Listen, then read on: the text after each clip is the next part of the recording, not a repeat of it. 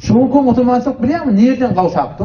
Şeýle öyle Türkmen sahrat dalgap barýar, bolýan atan. Hijab jaýynyda, zekat jaýynyda, üçür jaýynyda, mehr muhabbet kuldan ardan gidigidi. Näme da faqat riyakady göz için bunu. Nämen için bilýärmi? Bir kep başyny biz düşünmän barýar.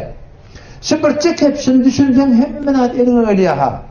Şoňky musulmançylygyň gatyraby bolýar, ýa-da cennet atına ýalakda. Näme dip bilýärmi? Şu bir kep düşünmän. O kelime la ilahe illallah Muhammedur Resulullah.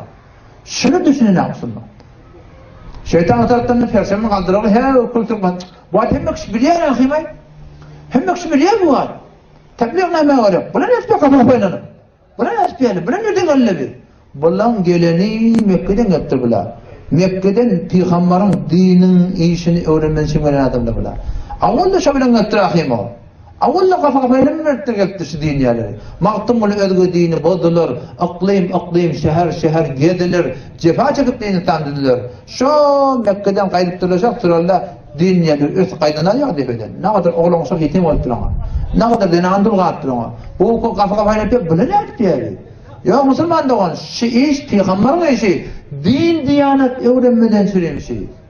Öğrenmeden süreyim. Hemen öğrenmeli. La ilahe illallah Muhammed Resulullah. İman öğrenmeli. Hemen bilerek hemen bu. Sen avan başetinden giriş var.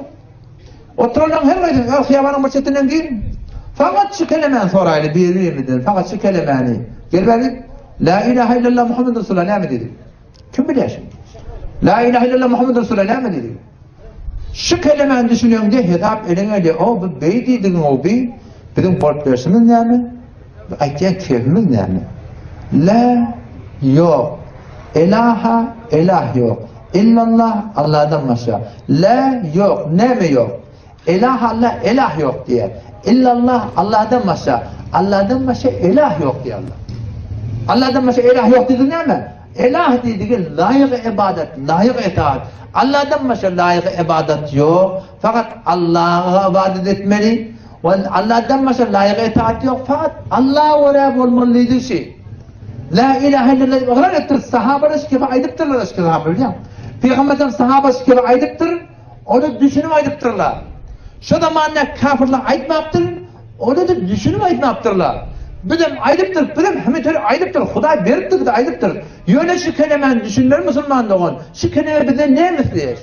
La ilahe illallah. Allah'dan başka layık ibadet itaat yok. Allah'dan başka ilah yok diyor. Allah Kur'an'ı başka bir biraz soraktır yani. Efera'ayte men ittekade ilahehu hava. O sen bir adamı gördün mü diye Allah? Efera'ayte gördün mü diye bir adam? Kime ya Allah? Men ittekade bir adamı tutunuptur. Ne mi tutunuptur ya Allah? İlahehu hava. On ilahi hava ve hevesi diye. On ilahi öz hahişat-ı nefsaniyeti diye. Sen gördün mü şunu ya? Kim söylüyor? O la ilahe illallah. Allah ve Rab olmalı. Bu ne mi? İyi ve Rab olmalıdır. Onu Türk mesela şu aç. İyi ve Rab olmalıdır. La ilahe illallah dini ve Rab olmalıdır. Halka ve Rab olmalıdır. La ilahe illallah halka ve Rab olmalıdır. O zaman şu tarzda şu Türkmen Müslümanlık var ha. Namada bir paybet bol bilimde. Aydan sözümüzden ön haber mi diyor? Ganimet olsa bolar. Ganimet çok mu yıldak?